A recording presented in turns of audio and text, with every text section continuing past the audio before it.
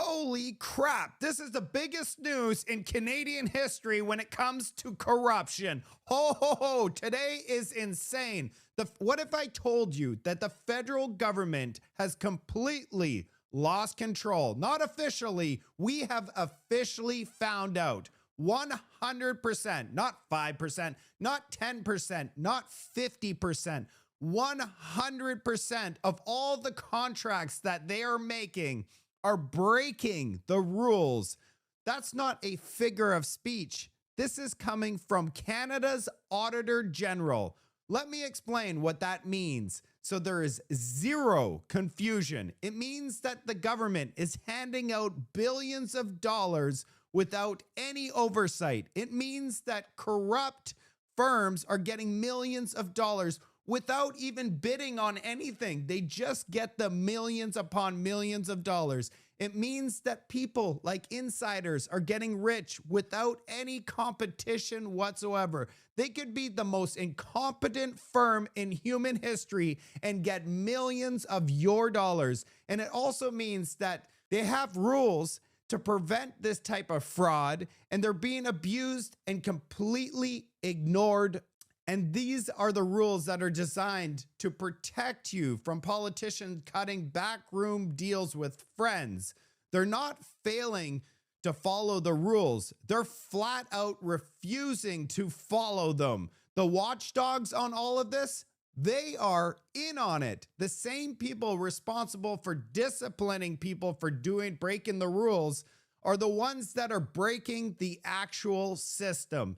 This is not a scandal. This is a systemic collapse of public trust. This is the most insane thing I've seen this year. Well, I can't even make this stuff up, everybody. Let's get into the show. Holy crap. Let's go.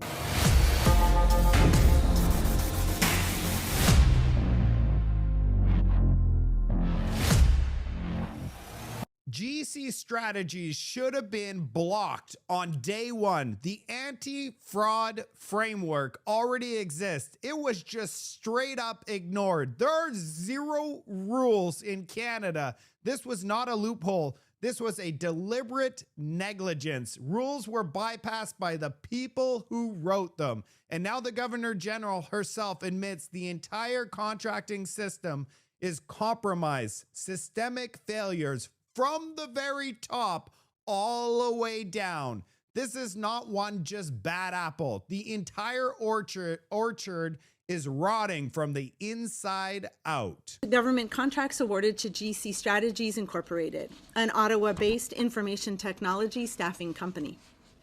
From April 2015 to March 2024, 31 federal organizations issued 106 contracts to GC Strategies. In this audit, we found that federal organizations frequently disregarded government procurement rules that promote fairness, transparency, and value for Canadians.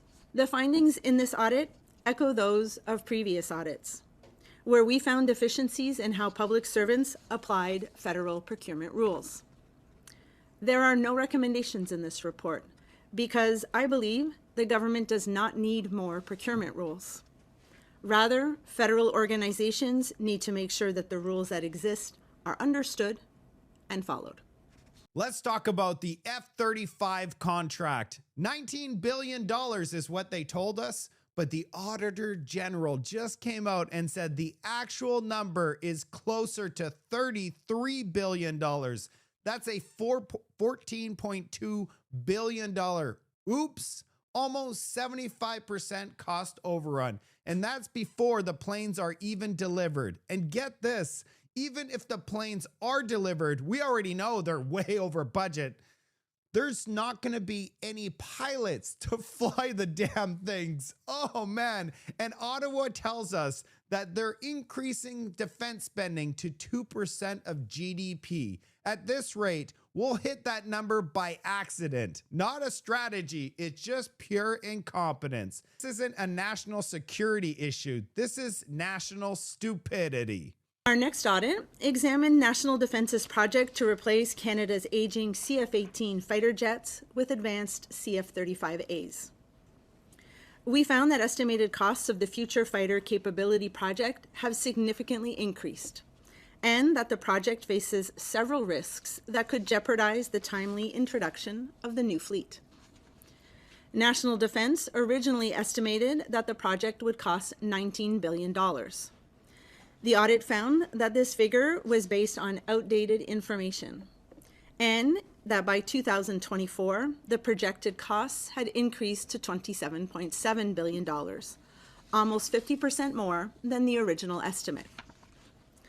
This figure did not include other essential elements needed for full operational capability, such as certain infrastructure upgrades and advanced weapons, which would add at least $5.5 billion to the total estimated cost. Now let's talk about housing. Remember they told us they'd turn federal land into a housing initiative? They promised thousands of housing using CMHC and federal land. It turns out the entire thing was a big failure. They're not going to be on target. They haven't delivered on anything. They are doing absolutely nothing. It's just pure incompetence. They're going to tell you, oh yeah, we're working on it, but they're not working on anything. And now it's been exposed. CMHC, supported by Housing Infrastructure and Communities Canada, is mandated to transform surplus federal office properties into affordable housing through the federal lands initiatives. The audit found that CMHC was on track to meet the initiative's 2027-2028 target to secure commitments to build 4,000 new housing units. However, this target is based only on commitments, and the audit found that only 49% of the new units will be ready for occupancy by 2027-28. The federal government has been slow to reduce office space and cut costs to support hybrid work and to convert surplus properties into affordable housing. Public Services and Procurement Canada and federal tenants need to accelerate their efforts to reduce office space they occupy and contribute to increasing stock for housing that is sustainable, accessible, and affordable. What if I told you that we have strong rules in Canada? They're the procurement rules. What if I also told you that all of the rules that are written on paper are absolutely worthless because the people in charge of enforcing the rules are in fact the ones that are breaking it? We just got a bombshell of a report from the Auditor General in Canada that says 100% of government contracts are breaking the procurement rules. What does that mean? That means these contracts are given to friends and family.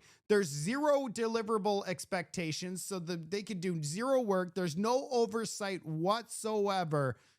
Your tax dollars are given out like candy. And you can't make any of this stuff up. Let's see what the Governor General has to say. Given the investigations you've done so far on McKinsey and GC strategies, do you have a sense at this point of how widespread these issues are in the public service? Well, I can only speak to those two elements, and in both cases, the vendors represented a really small percentage of what was spent on professional services contracts by the federal government. But in the McKinsey work, we had looked at 10 Crown corporations and 10 departments. In this audit, there's 31 federal organizations, including one Crown and departments.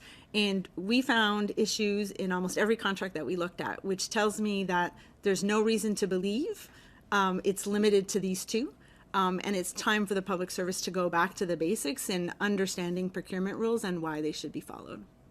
Let's read some of these comments. Elbows up, Canada. Elbows up, re-elected the government that is issuing contracts to their friends and family. You can't make this stuff up. Who's going to be arrested? Good question. Would you arrest yourself? Would you go in and put handcuffs on yourself and lead yourself into a cell? Because that's what's happening here, Canada. Here's another comment. It's so obvious. Government contracts are handed out to politicians, friends, and family. That's why people want to be elected in Canada. Most people are saying, so what's my question is, what's going to happen about all this? Well, the first thing is share this video with every single human being in this country. They need to know what's happening in Ottawa. And what's very sad is JW says, guess what? Most of Canadians don't give two rats, you know what? And that's the sad part, because if you continue to elect these people, they're going to continue to get away with it. And we're going to get the findings of the ArriveCan app probe by the Auditor General set to be released today. I don't know if it's going to be today, but if we get that, I'm going to take a look at it.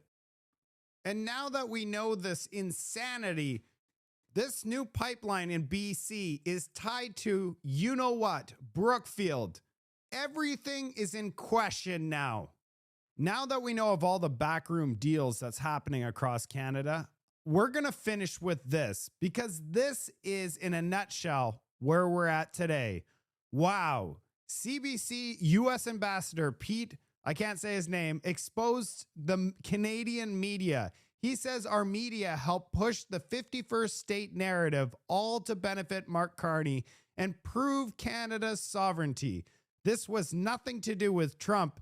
It was a coordinated media operation. Let that sink in. You can understand the skepticism, can't you, Ambassador, on this side of the border? Because, you know, the 51st state stuff, and I know you said... By the way, our media, CBC, David, he didn't think this one through. He basically set himself up for a trap. That was gone away, but then the president put it out on social media. If you join, you get Golden Dome for free. Let's get it clarified. I said it was a way unless the president or Carney decided to bring it up.